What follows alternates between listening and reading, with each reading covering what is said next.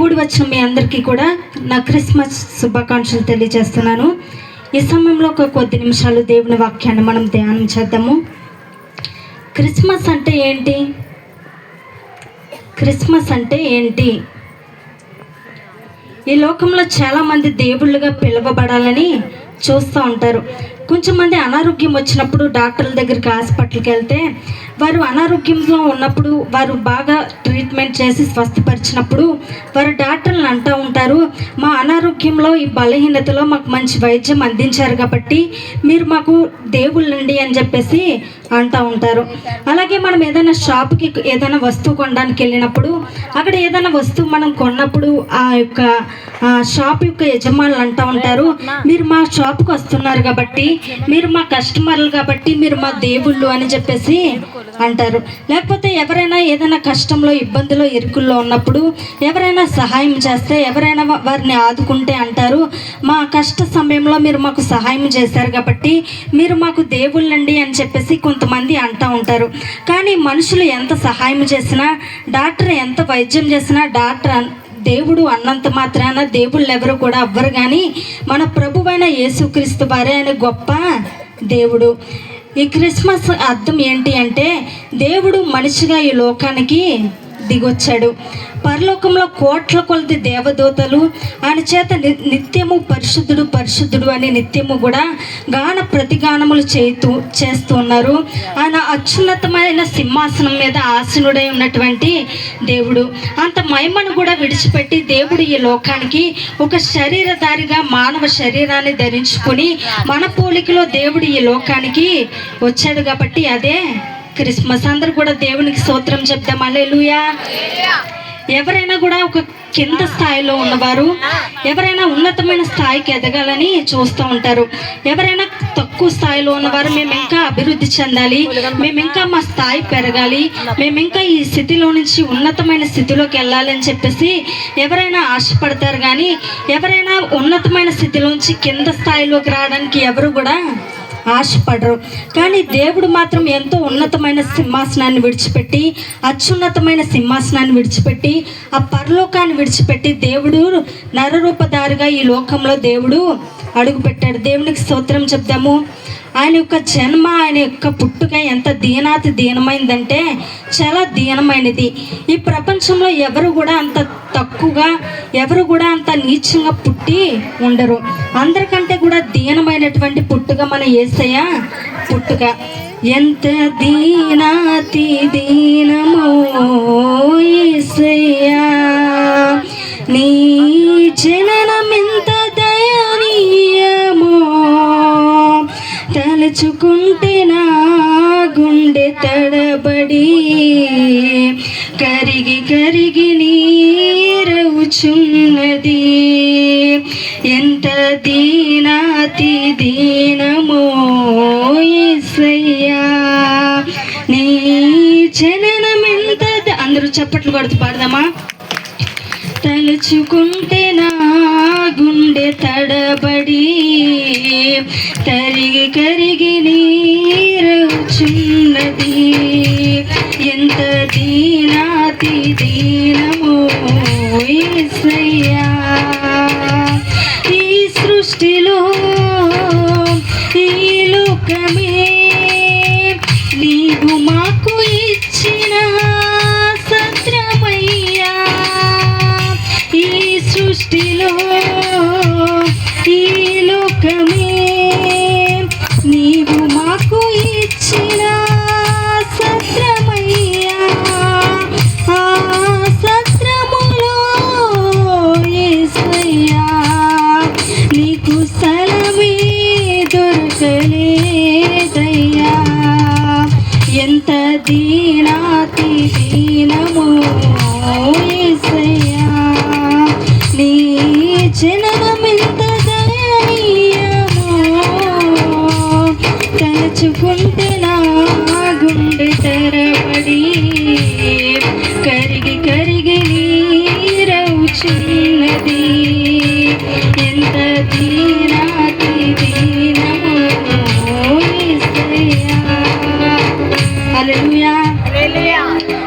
దేవుని యొక్క జననము ఎంత దీనమైనది అంటే చాలా దీనమైనది.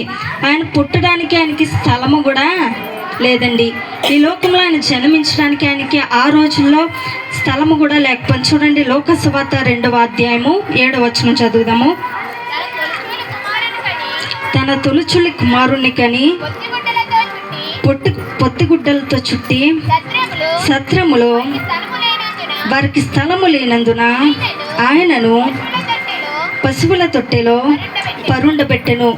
దేవుడికి ఆనాడు స్థలం లేదు, ఈనాడు మన హృదయాల్లో కూడా దేవునికి స్థలం లేదు.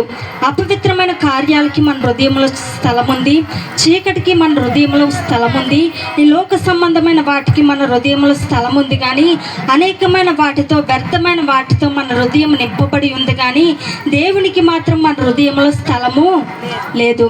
ఆనాడు కూడా దేవునికి పశుల పాకలు కూడా వారికి స్థలము లేకపోయినందున వారు మరి నజరేతు నుంచి బెత్లెహేమునకు, మరి దావీదు వంశంలో యోసేపు పుట్టినవాడు కాబట్టి మరి నజరేతు నుంచి మరి బెత్లెహేమునకు వారి ప్రజా సంఖ్యలో రాయబడుటకు గర్భవతిగా ఉన్నటువంటి మరియను తీసుకొని యోసేపు బెత్లెహేముకి రావడం అనేది జరిగింది. ఆ సమయంలో మరి ఈ కన్య మరి యొక్క మరి ఆ ప్రసవ దినములు నిండిన ఆ సమయంలో మరి యేసుప్రభు వారు జన్మించడానికి వారికి స్థలము లేదు. ఈ రోజున మన హృదయాల్లో కూడా దేవునికి స్థలం అనేది లేదు. ఎంతమందికి ఈ రోజున ఎంతమంది హృదయాల్లో దేవునికి స్థలం ఉంది చెప్పండి. వ్యర్థమైన వాటితో మన హృదయం నింపబడి ఉన్నప్పుడు, అనవసరమైన వాటితో మన హృదయం నింపబడి ఉన్నప్పుడు దేవునికి మన హృదయంలో స్థలం ఎలా ఉంటుంది?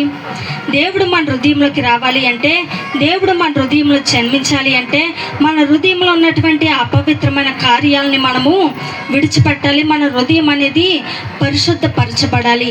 ఎప్పుడైతే మన హృదయం ఖాళీ అవుతుందో అప్పుడే దేవుడు మన హృదయంలోకి వస్తాడు. అప్పుడు మాత్రమే మన హృదయంలో దేవునికి స్థలం అనేది దొరుకుతుంది.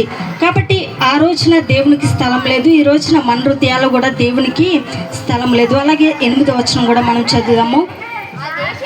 ఆ దేశంలో కొందరు గొర్రెల కాపరులు పొలములో ఉండి రాత్రి వేళ తమ మందను కాచుకునుచుండగా ప్రభుదూత వారి యుద్ధకు వచ్చి నిలిచెను.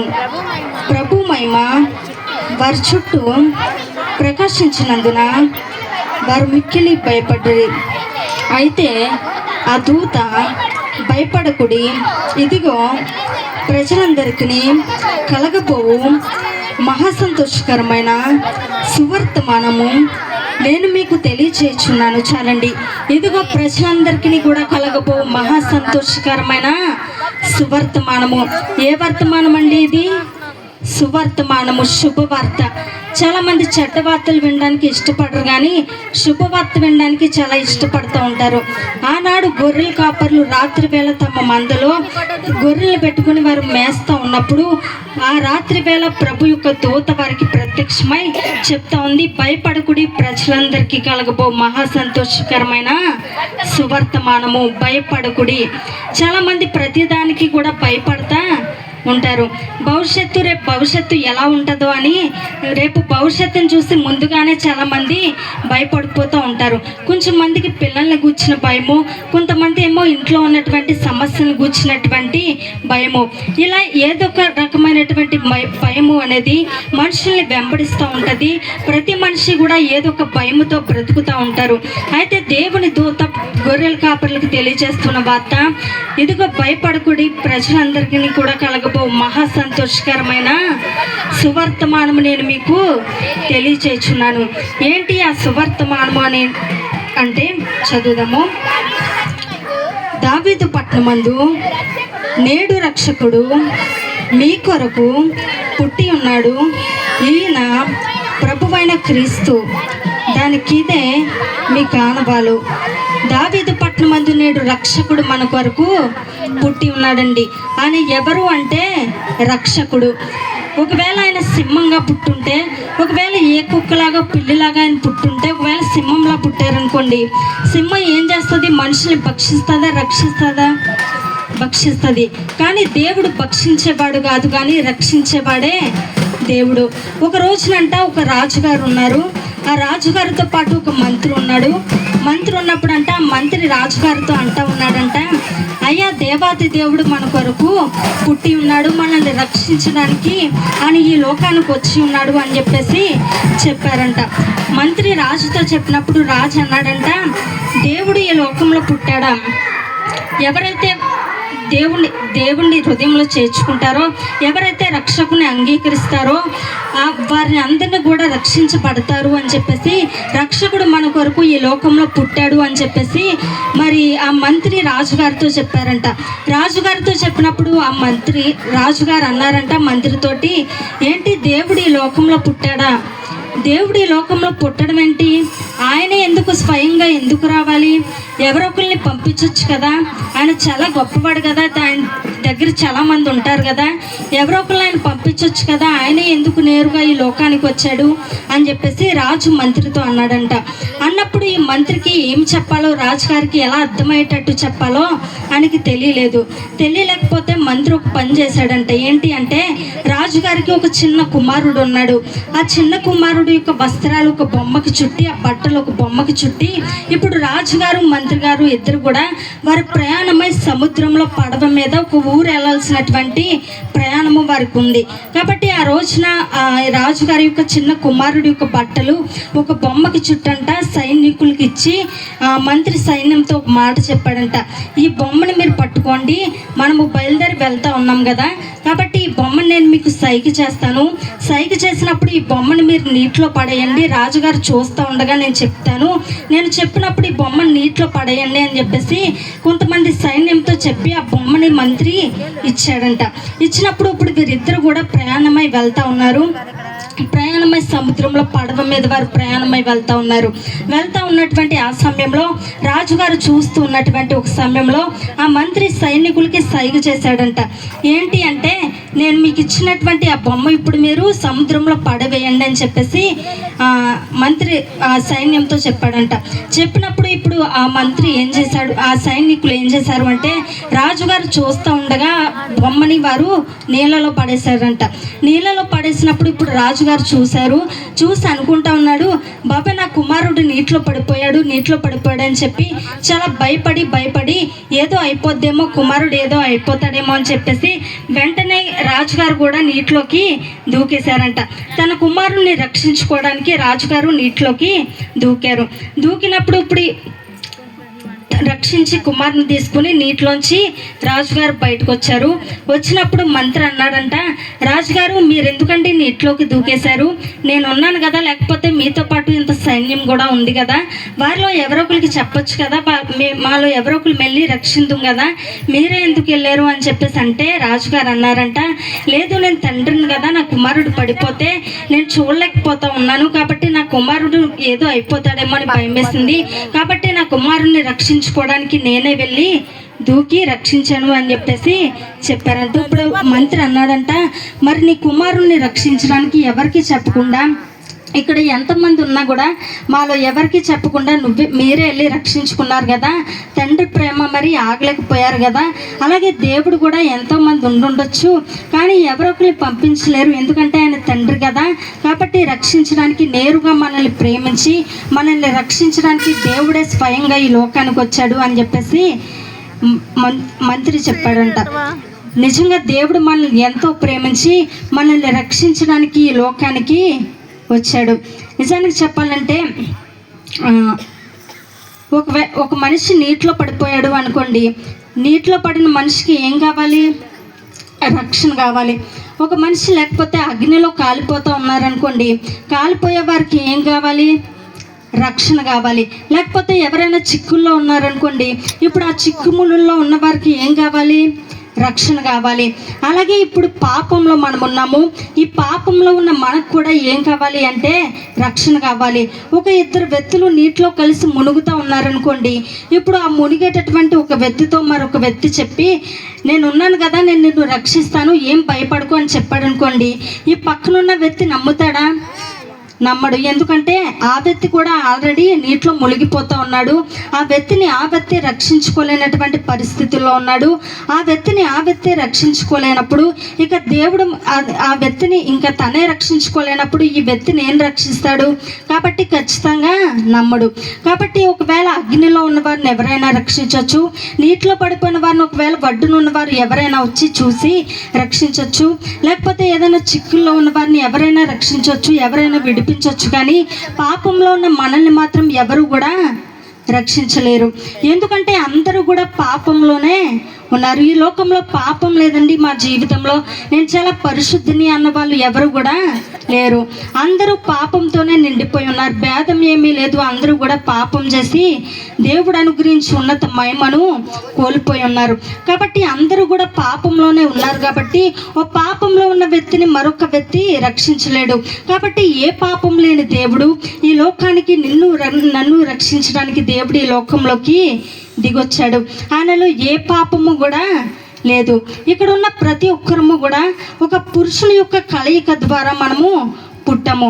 ఇక్కడ ఉన్న ఎవరైనా కూడా స్త్రీ పురుషుల కలయిక లేకుండా ఎవరు కూడా పుట్టరు, ఎవరు కూడా జన్మించినట్లు ఈ ప్రపంచ చరిత్రలోనే లేదు.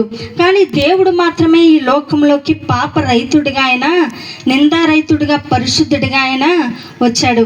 ఈ లోకంలో మనుషుల పాపం లేదని ఎవరు రుజువు చేయలేరు, స్థాపించలేరు. అలాగే దేవుళ్ళ పాపం ఉందని ఎవరు కూడా స్థాపించలేరు. దేవుడు ఎంతో పరిశుద్ధమైనటువంటి జీవితం ఆయన జీవించిన వాడు. ఆయన పుట్టుక ఒక ప్రత్యేకమైనది, ఆయన యొక్క జననము ఎంతో ప్రత్యేకమైనది, ఆయన తిరిగి లేవడం కూడా ఎంతో ప్రత్యేకమైనది. అలాగే ఆయన జీవితం కూడా ఎంతో ప్రత్యేకమైనది. ఈ లోకంలో 33.5 సంవత్సరాలు దేవుడు ఈ లోకంలో జీవించాడు. నిండు యవ్వన ప్రాయంలో ఆయన ఈ లోకంలో జీవించాడు. కానీ మనలాగే ఆయన కూడా ఆకలి ఉంది, మనలాగే ఆయన కూడా అపవాది చేత శోధించబడ్డాడు. కానీ ఏ పాపము కూడా ఆయన చేయలేదు. మాటను బట్టి కానీ చూపుని బట్టి కానీ ఆయన ఏ పాపము లేనివాడు, పరిశుద్ధమైన వాడు. కాబట్టి ఈ రోజున పాపంలో ఉన్న మనకి రక్షణ కలగాలి అంటే దేవుడు మాత్రమే ఆ రక్షణ కార్యము జరిగించగలడు. ఈ పాపంలో ఉన్న మనల్ని, ఈ చీకటిలో అంధకారంలో జీవిస్తున్నటువంటి మనల్ని ఎవరు రక్షించగలరు అంటే ఏ పాపం లేని ఆ యేసయ్య మాత్రమే రక్షించగలడు. ఆయన ఏ పాపం లేని వాడిగా ఈ లోకానికి వచ్చాడు. అందుకే మనం గుడ్ ఫ్రైడే జరుపుకునేటప్పుడు చాలా మంది అంటూ ఉంటారు, అన్యులు దేవుని ఎరగని వారు అంటూ ఉంటారు, ఇది గుడ్ ఫ్రైడే అని ఎందుకు అంటున్నారండి? మీ యేసయ్య చనిపోయాడు కదా, కాబట్టి మీ దేవుడు చనిపోయినప్పుడు ఇది బ్యాడ్ గుడ్ ఫ్రైడే అవుతుంది, కానీ మంచి గుడ్ ఫ్రైడే ఎందుకు అయింది, ఎందుకు మీరు గుడ్ ఫ్రైడే అని చెప్పేసి అంటూ ఉన్నారు అని చెప్పేసి కొంచెం మంది అంటారు. నిజమే.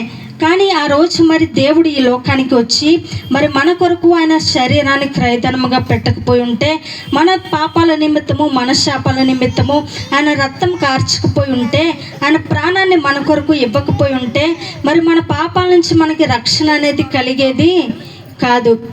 కాబట్టి మనకి మరి అదే శాపాన్ని తొలగించాడు. మరి మన శాపాన్ని తొలగించి, మన యొక్క పాపాలను తొలగించి మనల్ని పరిశుద్ధులుగా చేయడానికి, నిత్య నరకాగ్నికి మనము వారసులం కాకుండా మరి ఆయన చెంతకు మనము నడిపించబడాలని, మన పాపాల నిమిత్తము మరి ఆయన క్రయధనముగా బలి అయ్యాడు. కాబట్టి అది మనకి మంచి శుక్రవారము అయ్యింది. దేవుడు ఈ లోకానికి ఎందుకు వచ్చాడు అంటే మనల్ని రక్షించడానికి ఈ లోకానికి ఆయన వచ్చాడు. కాబట్టి ఆయన జన్మ అనేది చాలా గొప్పది, అలాగే చాలా దీనమైనది. ఈ లోకంలో ఆయనకి స్థలం అనేది లేదు. అందుకే ఒక శిష్యుడు అంటూ ఉంటాడు, ప్రభా నీతో పాటు మేము కూడా వస్తామయ్యా అని చెప్పేసి అన్నప్పుడు దేవుడు అంటాడు, ఆకాశ పక్షులకును అలాగే నక్కలకు స్థలం ఉంది, కానీ మనిషి కుమారుడు తలవాల్చుకున్నట్టుకైనాను స్థలము లేదు అని చెప్పేసి దేవుడు అంటూ ఉంటాడు. ఈ రోజున అన్నిటికీ స్థలం ఉంది, కానీ మన హృదయంలో దేవునికి స్థలము లేదు. కాబట్టి ఆయన పుట్టుక అనేది చాలా దయనీయమైనది. ఆ రోజున పశువుల పాకలో మరి ఒక పశువుల తొట్టిలో దేవుణ్ణి పరుండు పెట్టారు. ఎంత దీనమో చెప్పండి. నిజంగా చాలా దీనమైనటువంటి స్థితి. ఈ లోకంలో ఎంత లేని వాళ్ళైనప్పటికీ అప్పు సొప్పు చేసి తన పిల్లలకి ఒక మంచి మంచం కొనాలని, ఒక మంచి ఉన్నతమైన స్థాయిలో ఉంచాలని ఎవరైనా కోరుకుంటారు. మంచి స్థితిలో ఉంచడానికి తల్లిదండ్రులు చూస్తూ ఉంటారు. కానీ ఆ రోజున దేవుడు పడుకోబెట్టడానికి కూడా ఒక పశువుల తొట్టెలో ఆయన్ని పరుండబెట్టారు. పశువుల పాక అనేది ఎంత దరిద్రంగా ఉంటుందో మనకు తెలుసు కదా. కొన్ని ఇంట్లోకి వెళ్ళినప్పుడు పశువుల పాక అనేది ఇంటి వెనకాల ఉంటుంది. పశువుల పాక అనేది చాలా గడ్డి, ఆ పేడ వాసన అదంతా కూడా చాలా దరిద్రమైనటువంటిది, చాలా కొంపు కొడుతూ ఉంటుంది. అలాంటి స్థలంలో ఆయన పడుకున్నాడు. ఎంత దీనమో చెప్పండి. ఆయన రాజు కదా.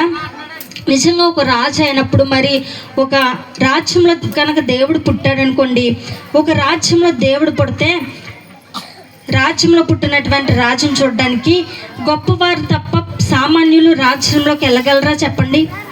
ఒక సామాన్యులు రాజ్యంలోకి వెళ్ళలేరు. గొప్పవారు లేకపోతే మంత్రులు లేకపోతే ఒక మంచి హోదాలో ఉన్నవారు మాత్రమే రాజును చూడడానికి రాజభవనంలోకి వెళ్ళగలుగుతారు. కానీ అందరూ మాత్రము రాజును చూడడానికి రాజభవనంలోకి వెళ్ళలేరు.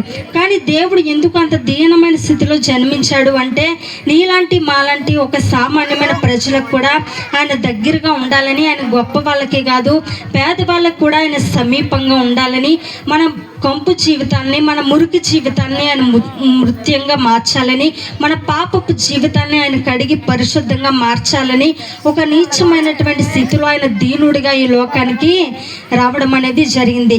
కాబట్టి క్రిస్మస్ పండుగ అనేది చాలా ప్రత్యేకమైనటువంటి పండుగ. ఈ లోకంలో ఎన్నో పండుగలు జరుగుతూ ఉంటాయి, కానీ క్రిస్మస్ పండుగ అనేది చాలా ప్రత్యేకమైనది. నిజానికి ఎన్నో ప్రత్యేకమైన పండుగలు జరుగుతూ ఉన్నాయి. ఫాదర్స్ డే అని, మదర్స్ డే అని, లేకపోతే సిస్టర్స్ డే అని, ఇలా రోజు మనం ఏదో ఒకటి జరుపుకుంటూ ఉండాలి. కానీ ప్రతిరోజు కూడా ఒక ప్రత్యేకమైనటువంటి డేనే. ఎన్నో ప్రత్యేకమైన పండుగలు ఈ లోకంలో జరుగుతూ ఉన్నాయి, కానీ ఇది క్రిస్మస్ను మించిన ప్రత్యేకమైన పండుగ మరొకటి ఏది కూడా లేదు. క్రిస్మస్ అనేది చాలా ప్రత్యేకమైనటువంటి పండుగ. కాబట్టి ఈ క్రిస్మస్ పండుగని ఎంతోమంది ఘనంగా జరిపిస్తూ ఉన్నారు. ఈ ప్రపంచం అంతా కూడా ఘనంగా చేసుకునే పండుగ ఏంటి అంటే ఈ క్రిస్మస్ పండుగ. కాబట్టి ఈ క్రిస్మస్ పండుగ దినాన దేవుడు అందరినీ కూడా దీవించి ఆశీర్వదించునుగాక. Amen. Happy happy Christmas, happy happy Christmas, happy happy Christmas, merry merry Christmas, merry merry Christmas. క్రీస్తు నేడు పుట్టెను, క్రీస్తు నేడు పుట్టెను, క్రీస్తు మన దివిల్లో పుట్టెను, క్రీస్తు మన దివిల్లో పుట్టెను, క్రీస్తు మన యేసుక్రీస్తు ప్రార్థనా మందిరంలో పుట్టెను, క్రీస్తు మన యేసుక్రీస్తు ప్రార్థనా మందిరంలో పుట్టెను, క్రీస్తు మన గృహాల్లో పుట్టెను, క్రీస్తు మన అందరి హృదయాల్లో పుట్టెను. హల్లెలూయా.